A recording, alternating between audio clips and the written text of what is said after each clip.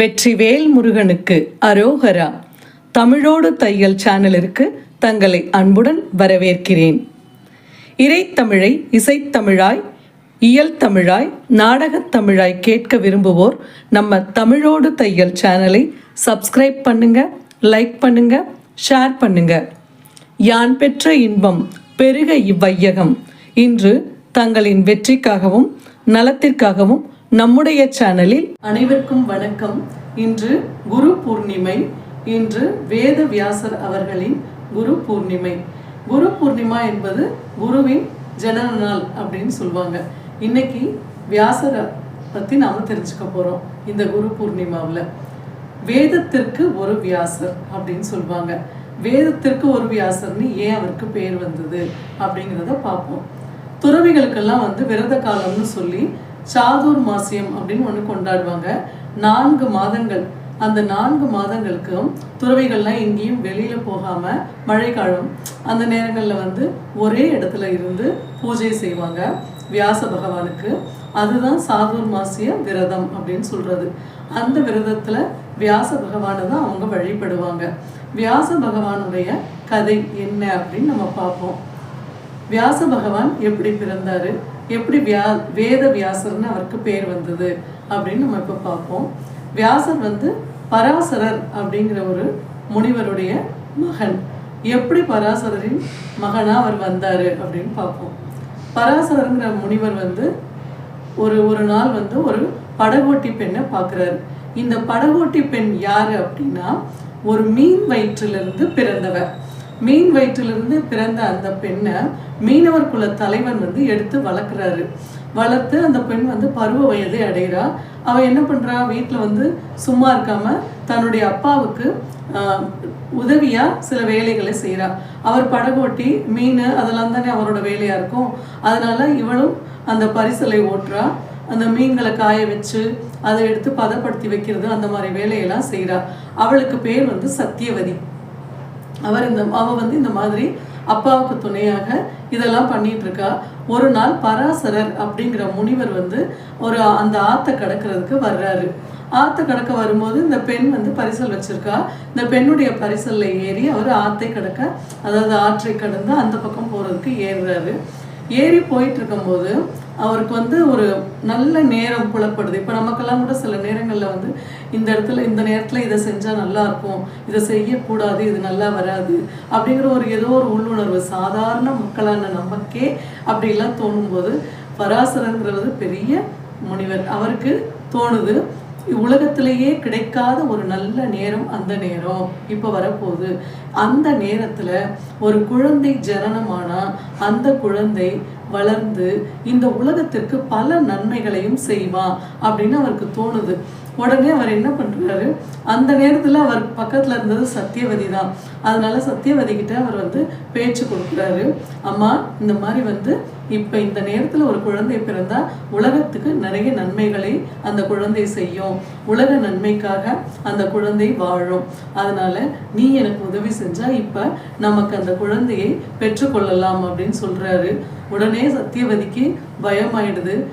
என்னையா நீங்க எப்படி சொல்றீங்க, எங்க அப்பா எனக்கு ஒரு நல்ல இடத்துல கன்னிகாதானம் பண்ணணும்னு வச்சிருக்காரு, அதற்கப்புறமா தான் குழந்தையெல்லாம் பெற்றுக்க முடியும், இப்போ எப்படி குழந்தை பெற்றுக்க முடியும், நான் ஒத்துக்க முடியாது, உங்களுக்கு உடன்பட மாட்டேன் அப்படின்னு சொல்லிடுறா.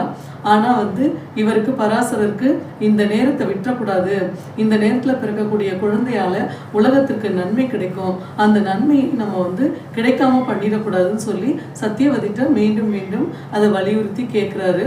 அப்புறம் சத்தியவதி கொஞ்சம் ரொம்ப அடிக்க அம்மியும் நகருன்னுவாங்களா, அது மாதிரி கொஞ்சம் அதை பற்றி யோசிக்க ஆரம்பிக்கும் போது சொல்கிறாரு, நீ கவலைப்படாதம்மா, இப்போ நம்மளுக்கு குழந்தை பிறந்ததுக்கு அப்புறமா மறுபடியும் நீ உன்னுடைய கன்னித்தன்மையே அடைவ, உன்னுடைய கன்னித்தன்மை உனக்கு மறுபடியும் கிடைக்கிறதுக்கு என்னுடைய தவ பலத்தால் நான் உனக்கு உதவி செய்வேன் அப்படின்னு சொல்கிறாரு. இதையெல்லாம் கேட்ட உடனே சரி உலக நன்மைக்காகன்னு சொல்கிறாரு அப்படின்னு சொல்லி அவங்க ஒத்துக்கிட்டுறாங்க. ஒத்துக்கிட்டு அவங்களுக்கு அந்த நேரத்தில் ஒரு குழந்தை பிறக்குது. அந்த குழந்தை வந்து பார்க்கும்போது அது வந்து திருமாலுடைய அவதாரம் அப்படின்னு சொல்றாங்க. திருமாலுடைய அவதாரம் அப்படிங்கிறதுனால அந்த குழந்தை என்ன பண்ணுது, பிறந்த சில நிமிஷங்கள்லேயே 7 வயது பையனா வளர்ந்துருது.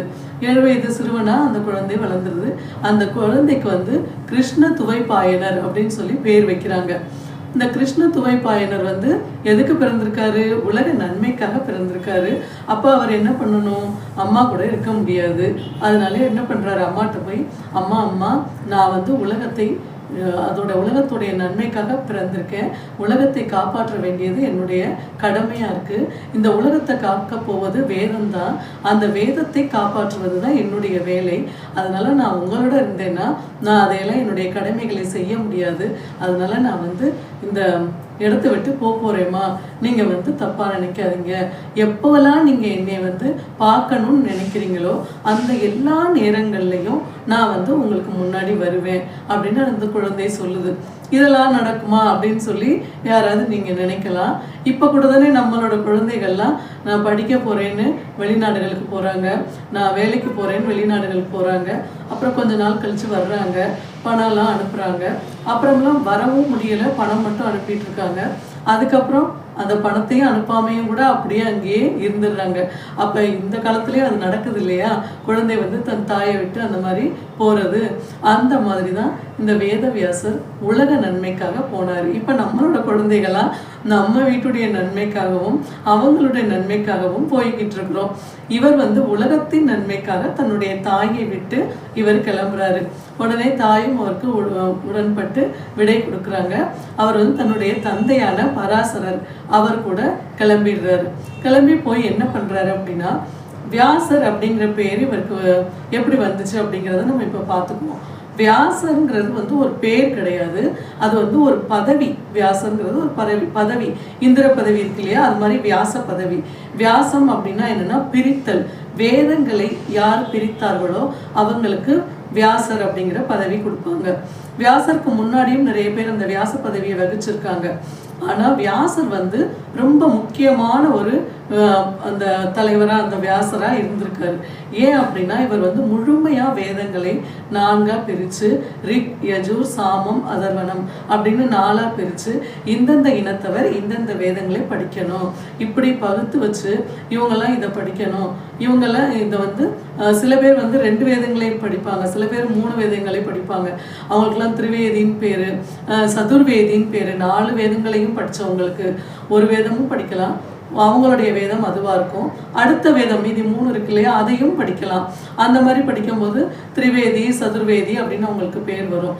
ஆனா எல்லாருமே அவங்களுக்கு உரிய வேதத்தை கண்டிப்பா படிச்சிருக்கணும். அதுக்கப்புறமா தான் அவங்க மற்றதுக்கெல்லாம் போகலாம் அப்படிங்கிற சில கட்டுப்பாடுகள் எல்லாம் அதுல இருக்கு. அதெல்லாம் வந்து நம்ம ஆழமா போகலை. இந்த கதையை மட்டும், வேதவியாசர் கதையை மட்டும் நம்ம போவோம். அந்த வேதங்களை பிரித்து வச்சாரு. வேதங்கள்ல நல்ல நல்ல கருத்துக்கள் எல்லாமே உலக நன்மைக்கானது தான். வேதங்கள்ல என்ன இருக்கும் அப்படின்னா, நான் கேள்விப்பட்டது தான் இது எல்லாமே. எனக்கு ஒரு நல்லதை கொடுங்க, எனக்கு இதை கொடுங்க அப்படின்னு சொல்லி கேட்குற மாதிரியே வேதத்துல இருக்காதான். எல்லாமே வந்து உலகத்துக்கு நன்மையவே கேட்குற மாதிரி தான் வேத சத்தங்கள் இருக்குமா. உலகத்துக்கு மழை பெறணும், உலகமே வந்து நல்லா சுபிட்சமா வாழணும், உலகமே நல்லா எல்லாரும் சந்தோஷமா இருக்கணும், உலகத்துக்கே எல்லா நன்மையும் விளையணும் அப்படின்னு சொல்லி எல்லாமே உலகத்துக்காக கேட்கறதா தான் வேதங்கள்ல அந்த வாக்கியங்கள்லாம் இருக்குமா. எனக்கு வேணும்னு நம்மளை போல வேதங்கள்ல வாக்கியங்கள் இருக்காதான். நம்ம என்னைய மட்டும் காப்பாத்து கடவுளே, நான் எப்படியாவது பிரசாதத்தை வாங்கிடணும், நான் எப்படியாவது வாழ்ந்துடணும், நான் எப்படியாவது நல்லாயிடணும், என்னுடைய குழந்தைகள் நல்லாயிடணும்னு நம்ம சுயநலமா யோசிக்கிறோம். ஆனா வேதத்துல எல்லாமே வந்து பொது நலம்தான். வேதத்தை படிக்கிறவங்க எல்லாரும் பொது நலத்துக்காக தான் அதை படிக்கிறாங்க. வேதத்தை சொல்றவங்க எல்லாரும் உலக பொது நலத்திற்காக தான் அதை சொல்றாங்க. நம்ம கோயில்லையும் நிறைய இடங்கள்ல வேதங்கள்லாம் பார்த்துருக்கோம், அந்த யாகசாலையெல்லாம் வளர்க்குறதெல்லாம் பார்த்துருக்கோம். அவர் பாட்டுக்கே நம்ம சொல்றாரு அப்படின்னு சொல்லி நம்ம உட்காந்துருக்கோம். ஆனா அவங்க எல்லாருமே அங்க உட்கார்ந்துருக்க எல்லாருடைய நன்மைக்காகவும் உலகத்தோட நன்மைக்காகவும் தான் அந்த வேத சத்தங்களை ஒழிச்சுக்கிட்டு இருக்காங்க. அந்த மாதிரியான அந்த வேதத்தை வியாசர் வந்து பிரிச்சு நல்லா ஒரு கட்டுக்கோப்பா வச்சுட்டாரு. அப்புறம் அவருக்கு ஒரு சந்தேகம் வருது, கலியுகத்துல இதை வந்து மக்கள் மதிக்க மாட்டாங்க, இதை வந்து ஒழுங்காக படிக்க மாட்டாங்க, இதில் சொல்லியிருக்க எதையுமே அவங்க வந்து பின்பற்ற மாட்டாங்க, வேதத்தை சொல்கிறவங்களை கூட மதிக்க மாட்டாங்க அப்படிங்கிற ஒரு சந்தேகம் அவருக்கு வருது. இன்னொன்று, அவருக்கு பின்னாடி நடக்க போகிறது முன்னாடியும் தெரியுது, மக்கள் கலியுகத்தில் என்னென்ன மாதிரி ஆவாங்கன்னு. இப்போ நம்ம எல்லாரும் கலியுகத்தில் தான் இருக்கோம், நம்மளுக்கு எதையும் சொல்லவே வேண்டாம். கலியுகத்தில் என்னெல்லாம் நடக்குதுன்னு நம்ம தினமும் டிவியில் நியூஸ்லையும் நம்ம செய்தித்தாள்லையும் பார்த்துட்டு தான் இருக்கோம்.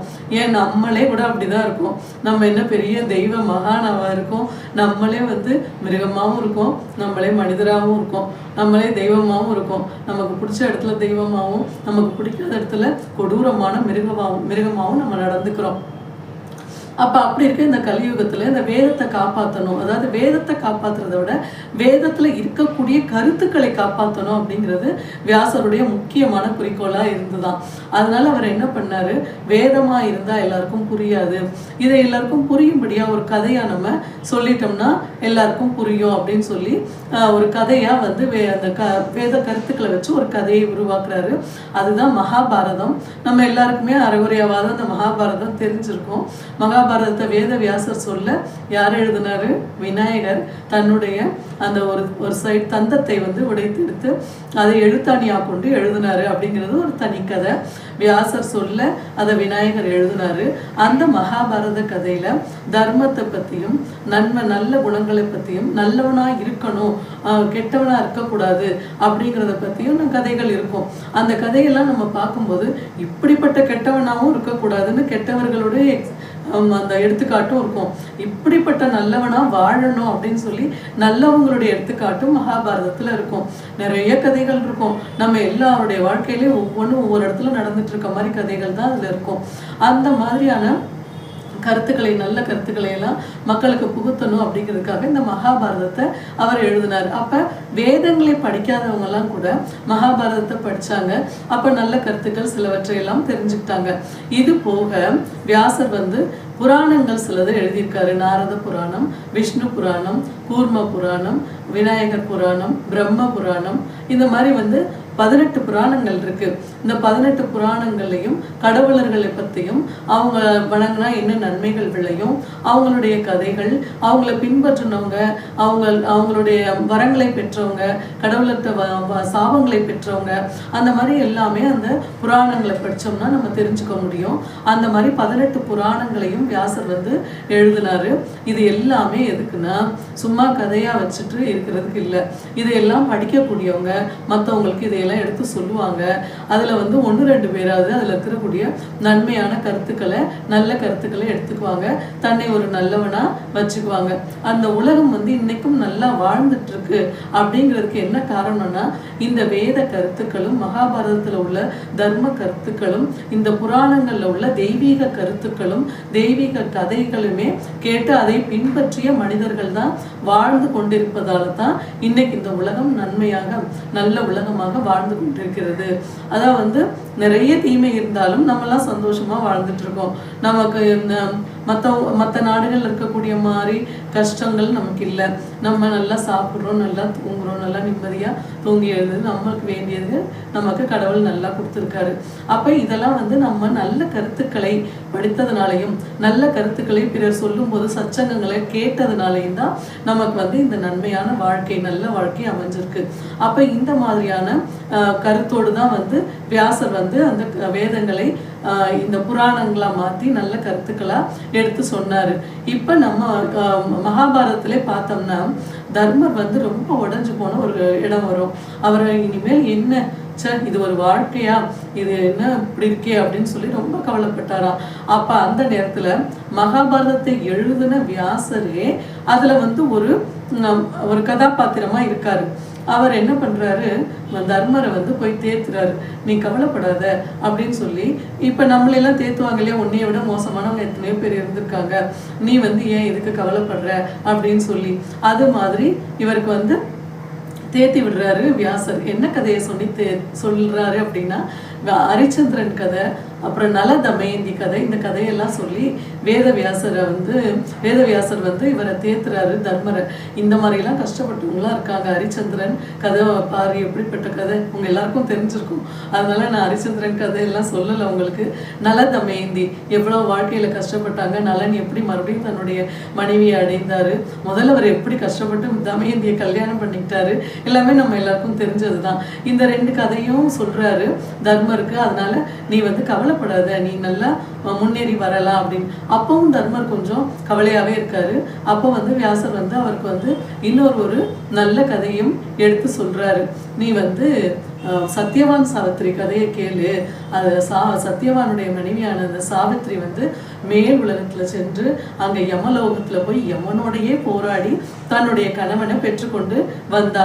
அந்த மாதிரியான ஒரு பெண்ணே ஒரு யமன்கிட்ட போய் தன்னுடைய கணவனை மீட்டு நல்ல வாழ்க்கையை வாழ்ந்தானா, நீ கடவுளை பற்றி இருக்க. அவ யமனை பிடிச்சே நல்ல வாழ்க்கையை வாங்கிட்டா. நீ கடவுளை பற்றி வச்சிருக்க. சிவபெருமான், கிருஷ்ணர் எல்லாருமே உனக்கு கடவுள்.